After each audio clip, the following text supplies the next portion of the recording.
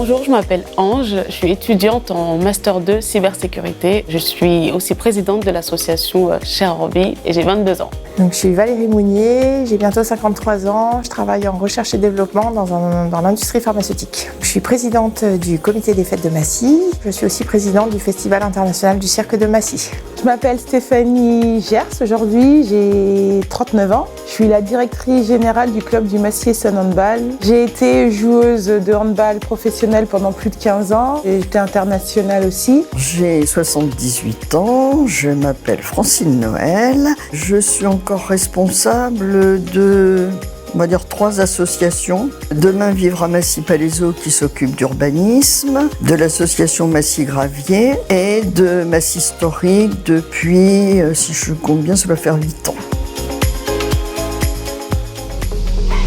Alors on va dire tout le long de ma carrière sportive, peu de monde la connaîtront, mais c'est Nodja Lemniaro, parce que c'était une personne emblématique dans le monde du handball.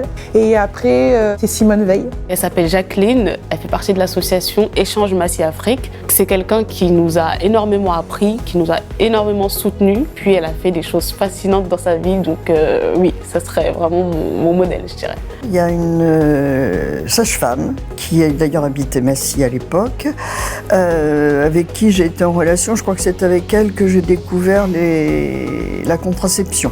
J'ai eu ma tante qui m'a beaucoup aidée. Après, au niveau musical, parce que j'ai toujours été proche du domaine musical, donc France Gall a été quelqu'un de très important aussi dans ma culture musicale. Et puis au niveau grande dame, il y a bien sûr Simone Veil. Je ne conçois pas que ça a pu exister, qu'une femme ne pouvait pas ouvrir un compte bancaire sans l'autorisation de son mari. J'aime trop ma liberté, donc je ne me vois pas demander à mon mari si j'ai le droit d'avoir un compte et d'utiliser l'argent. Donc je pense que c'est la plus grande aberration et la plus grande avancée, en tout cas, pour l'autonomie d'une femme. Le droit à l'IVG, c'était une grande avancée. Et voilà, c'est un peu triste aussi de voir que certains pays reviennent en arrière sur ce point-là. La contraception et l'avortement. Si on ne peut pas disposer de son corps, il n'y a pas de liberté possible par ailleurs. Je pense que c'est le droit de vote, parce qu'à partir de là, je pense qu'il y a eu quelque chose qui s'est débloqué, même au niveau des consciences des personnes, des femmes en général. J'ai passé des entretiens où j'avais des gens en face de moi qui je savais étaient plus qualifiés que moi. Et moi, j'ai été prise parce que dans ce domaine-là, il n'y a pas assez de femmes. Donc on se dit, on n'est pas pris pour ses qualités, mais plutôt parce qu'on est une femme.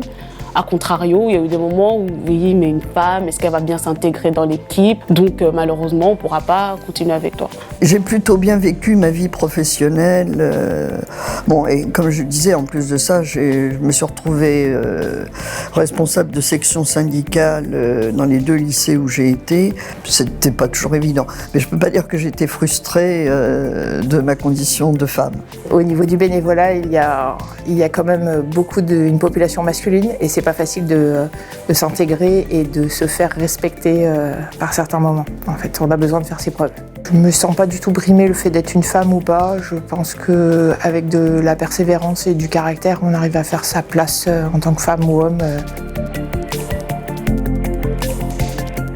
J'espère que les progrès actuels vont se poursuivre. Je pense qu'il y aura des évolutions dans le sens où on voit de plus en plus de femmes à des postes à responsabilité, ce qui n'était pas forcément le cas avant. La première des choses, c'est de dire tout est possible, même dans un milieu entre guillemets pro-masculin. Aujourd'hui, je suis la seule directrice générale d'un club de handball et ça tourne. Ça motive les enfants d'aujourd'hui, ça motive notre génération et les générations d'après.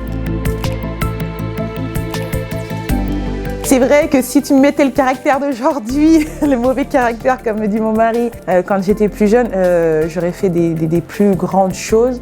Vis ta vie. Fais-toi plaisir. Va au bout de... Je vais pleurer. Bon, voilà, coupé.